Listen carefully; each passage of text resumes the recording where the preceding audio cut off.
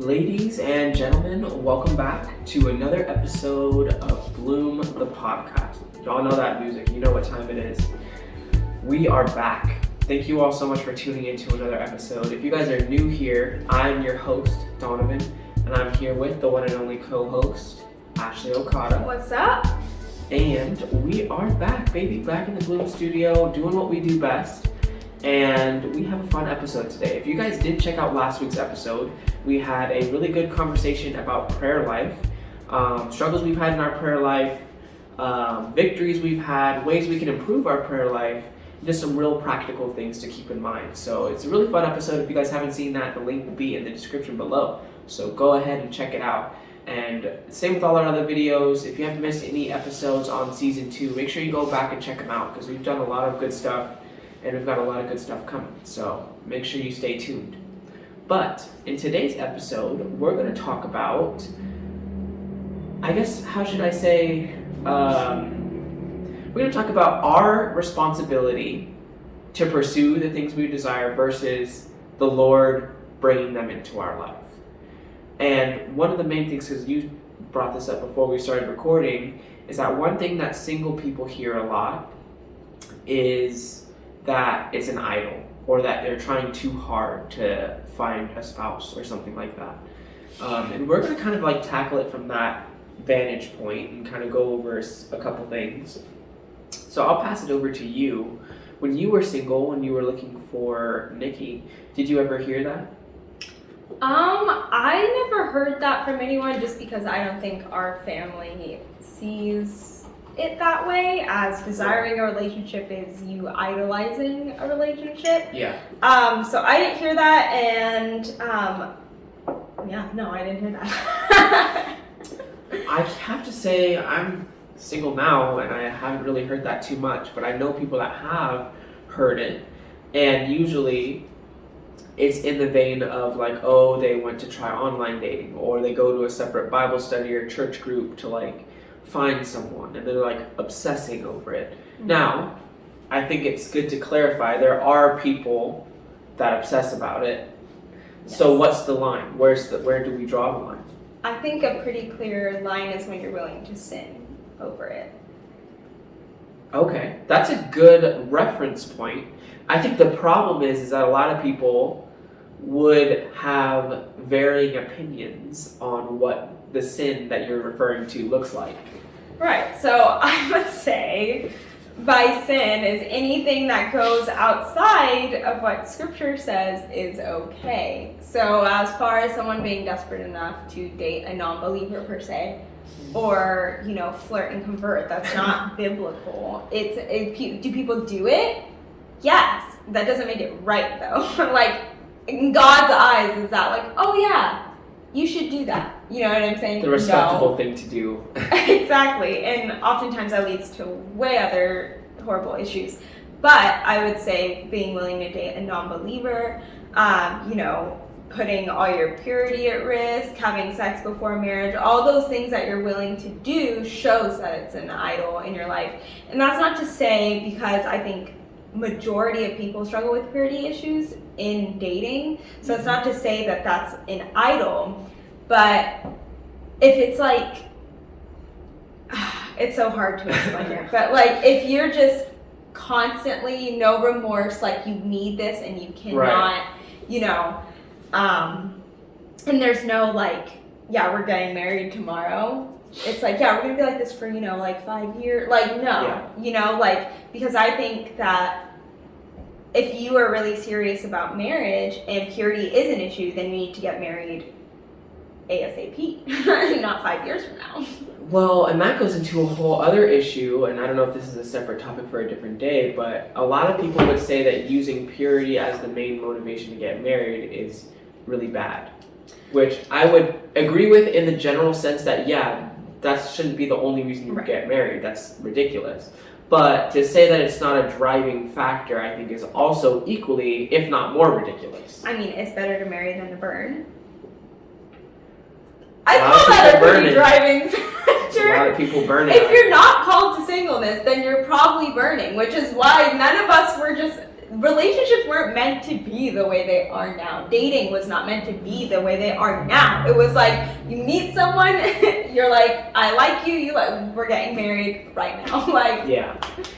Urgency, which none of us have. Well, urgency can only come if you feel, or how should I say, urgency, it can only really be there if the culture around you is making that urgency feel real in a sense. You know what I mean? Like, because in the culture these days, there is no sense of urgency in the culture for young people to be married. So as a young person coming up, you don't feel the sense of urgency because all of your peers are doing the exact same thing. Right. So if in a parallel universe, in the upside down, if you will, if all the people were getting or majority of young people were getting married at 19, 20, 21, then you would see a lot more people being like, oh, okay, so that's what we do. That's how this should go. Which I think you can't really put like a label on it. It's like, this is how it has to be. But the Bible says to find a wife of your youth.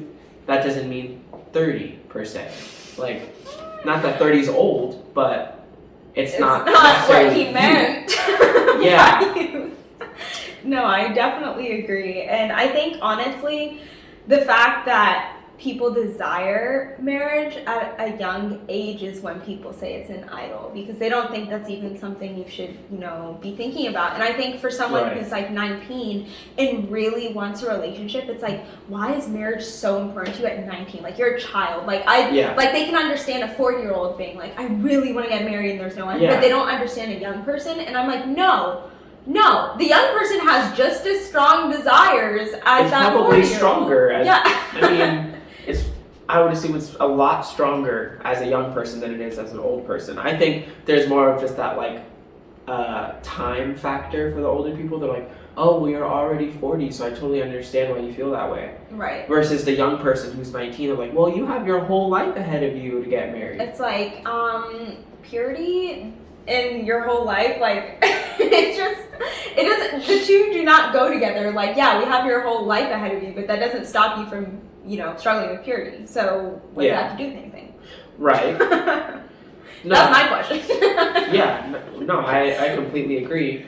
I think it's a hard one because you have the aspect of the Lord's perfect timing, and this is something that we talked about on the previous episode, is praying for God's will, not your own. Yeah. So if it is the Lord's will that you potentially don't find someone till you're older, that doesn't necessarily mean that you're on the wrong path or you're doing your life wrong.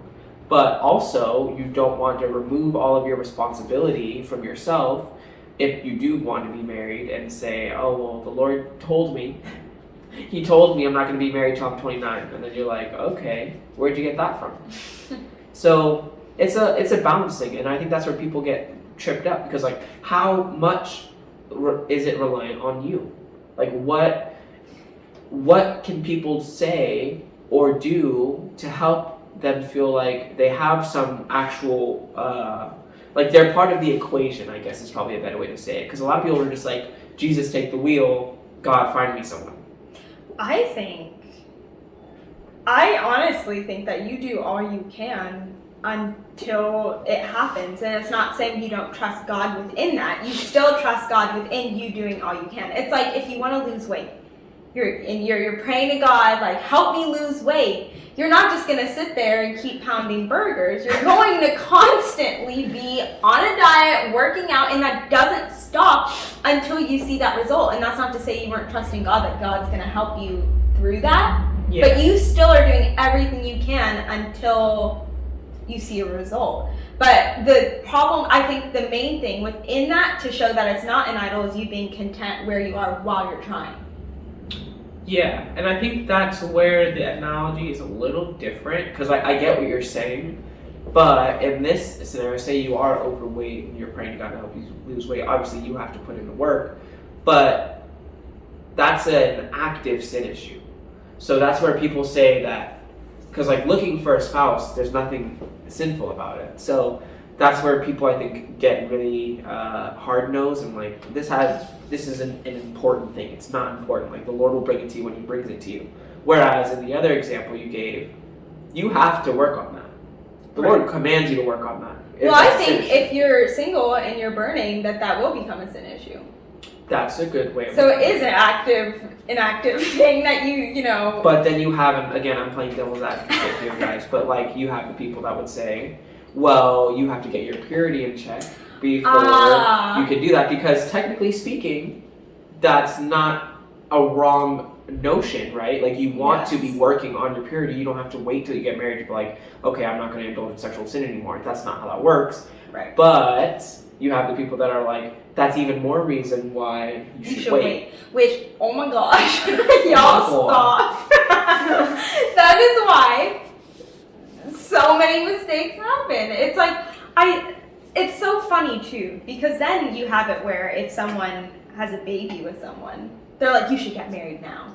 And I'm like, so that's okay. But if you're struggling with lust before, that's probably how they got messaging. When you're struggling with lust beforehand, they're like, you should wait it out. I think it was really interesting talking to my friend Shannon, so she's the best. But I was talking to her about this before I got married, and she was like, there's just always going to be sin issues that are always present. And so if we took that advice, then we'd probably never get married, because then I'll be like, hey, you need to get your anger in check, what's wrong with you? Or hey, you're not being very you need to worry about your submission first. Or hey, you have an attitude. Like, it's never ending. And I think purity is one of those things where the longer, you're single, even though you should constantly be working on it, the harder it gets, which is why that passage is there. It's better to marry than to burn, because it will happen, I mean, by God's grace, he keeps people pure, a lot of people pure until they get married. But for a lot of people, it's a really hard struggle. And so it's not something to test God with and be like, I'll just wait it out and see how far I can make it. Yeah. Because then you could argue the fact that, if you're like really struggling with purity, and then someone literally was like, hey, you want to get married? You're like, no, let me just see how far I can make it first. That's like that argument to me. It's like the purity Olympics. Exactly. It's like, why are you testing yourself? Like, get married before you make a mistake. It's not a game. No, I totally agree. I think in those kinds of situations, and the Bible's clear, like, marriage is a huge help when it comes to those sexual sins. Obviously, because you're able to have that outlet. But it's just, I think a lot of people get tripped up on, like, you're only marrying for sex versus, like, you're marrying for the individual, and that's a byproduct of it. Because sex is, at the end of the day, isn't what people want. People want the intimacy and the closeness of sex, right? Like, people in the world are having sex all the time. Hookup culture is a real deal. Like, go on Tinder right now, you can have sex with someone. Right. Just down the block from you. That's not what people are really looking for. Although it brings momentary pleasure to them or momentary satisfaction, at the end of the day, they're going to be empty because there's no unity there. If you have sex without the unity, you really have nothing. You're just completing a pointless act. So I think that's where people get it messed up. Right. But I think people make the assumption that people are marrying just for sex because they are like, I'm struggling with purity, and then they look for someone. And so they just use that as like, oh, well, that's exactly why you're looking for someone, just to have sex. It's like, no, the two go hand in hand. Well, yeah, because that's my question is, when did it become a bad thing to be open about your purity struggle and your desire to find someone that can help you with that? Like, when did that become a bad thing? Like, people have started just bagging on people that are actually open, because people are liars, and I've talked to so many people, and you can, like, the people you talk to when they're very open, like, it's so appreciated and it's refreshing. Because there's a lot of people that you talk to, and obviously I can't judge anyone's heart motive or say exactly what's going on in people's lives, but as someone who can relate to fellow brothers and sisters on the front of purity, I know that not everyone is all they jolly, didn't make it out alive. Yeah, just, shooting the breeze. Like, because, you know what though? I think part of that is because a lot of people don't qualify other things with having sex. Does that make sense? Like, they're doing everything but that. Oh, yeah. So they're like, we're doing fine. It's like, no, you're not. Because they're like, how close to the line can we get without passing it? That's basically what it becomes. They're like, well, like, it wasn't like actual sex, like, so it's fine. Right. But as what you were saying about people being honest, I was listening to a podcast, The Porch. It's like a church based in Dallas, I think. But the guy was just saying, like, he was like, I think it's so funny that we all are like how dumb it is for us to be afraid to be open, and like how dumb it is of people to judge us for these things. Like, he even brought up the example of like purity, and he's like, how dumb is it to judge someone like, oh yeah, how dare you be so attracted to your girlfriend that you accidentally, you know, like, you touched her? Why would you do that? Why would you even feel the need? You know, like, how dumb it is to think that way. And it's so true. It's like, why are we like shocked by the fact that that's a thing? Or like, oh wow, like judging. Like, it's because we have this moral superiority where if we don't tell people, then they can't necessarily associate those things with us. So when someone else comes to us, we're like, oh, you struggle with that? Oh man, well, and it kind of just feeds the ego of like, well, yeah, I'm doing better than this person, because there's no honesty. So you're just listening to other people tell you their problems, and then you're like, yeah, you should really work on that. When you're in the exact same boat as them, you just aren't saying it. Right. It's crazy. Going kind of back to the thing about having your thoughts and stuff under control. I would say there are some exceptions for those things, as far as like if you're dating someone who's struggling with porn, I would not be like, yeah, go marry that guy right now, I'm sure he'll help. Like, that's a whole different thing. I mean, if you're struggling with purity within each other. It's a whole different thing, but it's also one and the same. Because what we don't want to do is start bracketing out. And obviously there's quote unquote levels to sin. Right. But immorality is immorality, right? So whether you're struggling with pornography or whether it's just lust in general, it's the same thing. It's just being fleshed out differently. Right. But I would say, I think if the porn thing has not like subsided, I agree that most men will probably say that they've struggled with that in the past. But as far as marrying someone who's in a current struggle, that can really ruin someone's marriage, because I mean, their idea of what sex looks like based on porn is not going to necessarily provide them that pleasure that they think they're going to get. So I think there's kind of a difference between like watching something that's, you know, something like that, and then actually like just struggling with lust between someone you're dating, or, you know, just having lust in general. Like you said, though, it gets tricky though, because you don't want to be like, well, you know, they're so different, because sin is sin, and that's just it can ruin a marriage no matter what. But I think there's certain levels of like, yeah, that could like really do some damage for really obvious reasons. I mean, well, just like the psychological effect of it is so crazy. Like, and I was listening to a podcast actually with Jordan Peterson, who's not a believer, and even listening to him explain, and obviously he's a psychologist, so he has a lot of things that he says that aren't necessarily based in the right, he comes to the proper conclusion, but he's not getting there with the right material. So he'll say, like, evolutionary psychology will say this, we know that's what the Bible says, but regardless, he was talking about how so many guys are affected, and it plays into the way that they treat women as a whole, not even just during sex. It goes so much further than that. So like just the psychological effect, the effects are just very damaging, and especially as believers, it's compounded because of the way that the relationships are supposed to be. If you're a guy in the world who watches porn, but you have sex with other people too, it's kind of like negated anyway. Like it doesn't really, it's less of an effect versus someone who is trying to abstain from those things to save themselves for marriage. It can be just that much more harmful to go into your marriage with this really warped sense of what that pleasure is supposed to be like.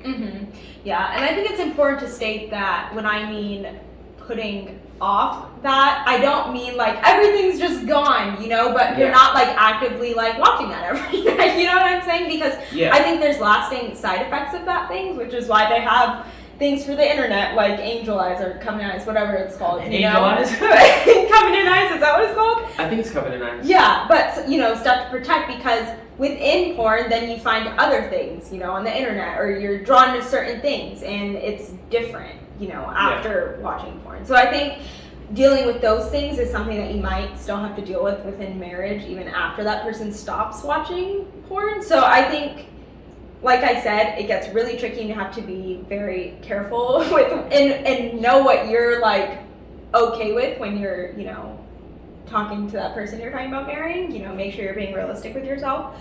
But at the same time, even with that, it could be the same thing. Like, that person just needs to get married and they're struggling with that, and that's just their way of dealing with it, instead of, going to the mall and looking at a whole bunch of chicks. I don't know. You know what I mean? Yeah, no, 100%. People, and a lot of times that's why there isn't, again, a lot of urgency. So it's a lot of people using other outlets to compensate for the lack of urgency that they have to take responsibility. And excuse me, kind of circling back to the original topic of, having it be an idol and what's our part.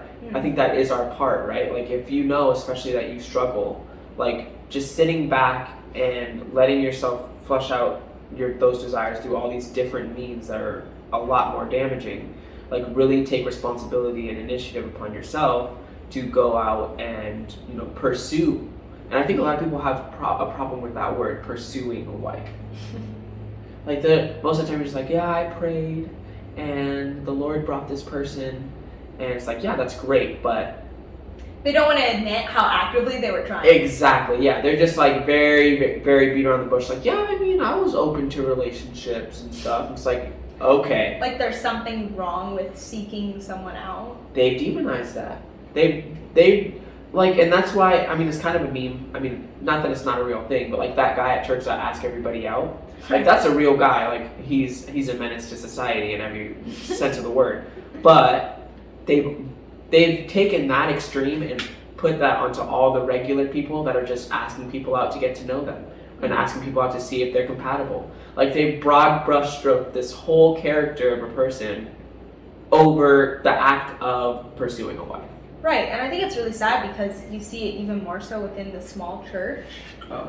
They're just like, oh, I can't ask anyone out because that'd just be so awkward. And I'm like, so what the heck are you doing then? Like, what is weird about that? Like, there's nothing weird about that. But and then I'm like, okay, so go to a different church. Oh, that's weird. That's like way too Going much. to another church just to find a man or just to find a man? They're like, I'd rather find them at my pagan college. And I'm like, okay. I'd rather date my coworker. Yeah, it's like, what do you do? I can't. Yeah. Because, like, obviously we're joking around a lot and we're kind of just being harsh on it, but it's a very real thing, and a lot of people, this episode is to speak for people that aren't speaking themselves, I think. Right. Because I think we've all been there, especially for single people, where it's like there is kind of that shame of like, yeah, I do want to be in a relationship, and really asking that question. I remember I was having a conversation with a friend, and we were talking about the desire to be in a relationship, and he asked me, he was like, yeah, are you content in your singleness right now? And like, yes and no. Like, if this is what the Lord has for me, then that it is what it is, but that doesn't mean that that's my desire. Right. And that's the difference. Like, being content, we're called to do that. The Lord is going to move us along when he moves us along, but having that desire is what's going to ultimately draw us to action. If you don't have the desire, you're not going to act. So recognizing and acknowledging the desire and then putting that into motion, while at the same time being content if the Lord does not open that door. Right. And that's the hard part, but that's the reality of it. Right.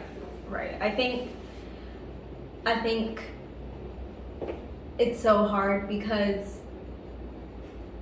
just people talking about it, I think, is when people are like, oh, it's just too much. Like, you must be thinking about it too much because you're talking about it. You thought about a guy? Yeah, it's like... Sick person. Exactly. It's like, guys, the more, like, I just feel so, like, sad because as, like, a married person, I would love to have those conversations with those girls and be like, yeah, like, who are you looking for? Like, what's that route? And it's so sad when I see people come into that circle and ruin that for them and be like, you shouldn't be talking about that. Like, we just need to be content and put our eyes on God. It's like, stop. Like, stop making this some, like you can't, be focused on God and be focused on finding a husband. Or and that's why, like, on the episode we did back in season 1 with Tori about leadership, she brought up that story about how she was in that small group, and the small group leader kind of just jumped down the throat of that chick that said, like, oh, I want to be a wife.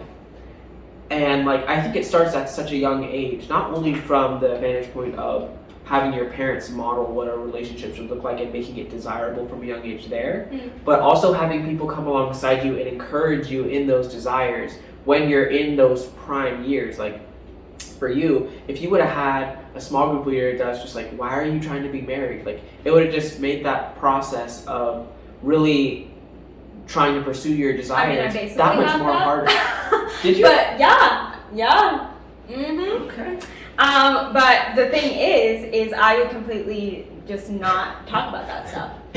And that's I wouldn't bring that up when that person was there. And that's what you don't want, is people being all hush-hush about their life because you're making them uncomfortable. Yeah. Like, wouldn't you rather have someone who's open and honest, and then you can be like, hey, like, let's talk about this. Have you thought about this? Instead of being like, how dare you? And then they never talk to you again, and then they just go off and do whatever they want. Like, don't you want a part in their life? Because you're not going to have any part in their life if you make them, like, feel bad about things that should be okay to talk about. And that's one of the big reasons why I want to go into youth ministries and high school and college ministries and, like, try and lead a small group in some capacity, because I feel like being able to encourage men in this is super important.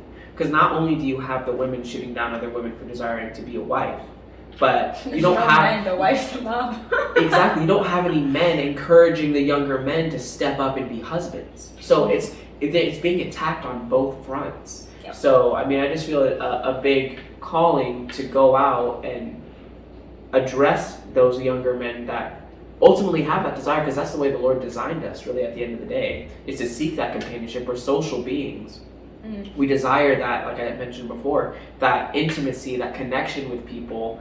Obviously, even if you have the gift of singleness, that's still what you're desiring, just not in a spouse. You're desiring that connection via discipling relationships and small group leaders, pastors.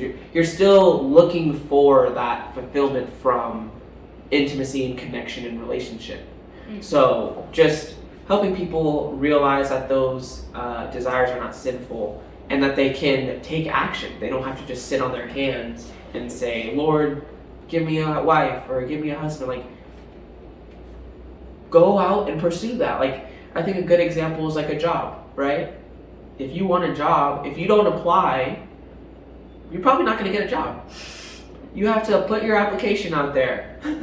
Yep. Put it out there, and then let the Lord work with that. If you just sit on your hands and ask the Lord to give you a job, you're going to have a tough go of it. So assume responsibility for your life, and ultimately the Lord, at the end of the day, is going to, His will is His will, and whatever He has for you, that's what it's going to be. And I just would say there's just so much pride that goes into people who are unwilling to, like, do these things because, like, I'm not desperate. It's like, no one's calling you desperate. Like, bro, just like, I would say you just caring so much about what other people think about you going to a different church or doing whatever you need to do to meet someone just shows you have a pride issue more than anything. Like, it doesn't show you're so self-controlled. It just shows that you care too much about what other people think about your love life.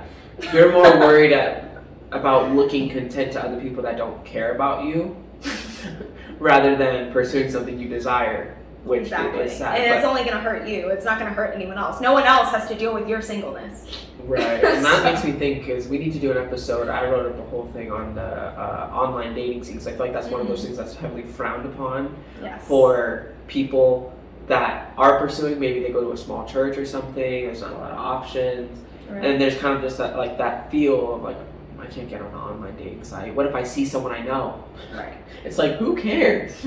Who cares? What if? And they'll see you. Then you'll both know where you stand, so when you see each other, you can still pretend like you're not looking for someone, right? They'll be like, oh, my account hasn't been active. Oh, I got hacked. Someone put me on there.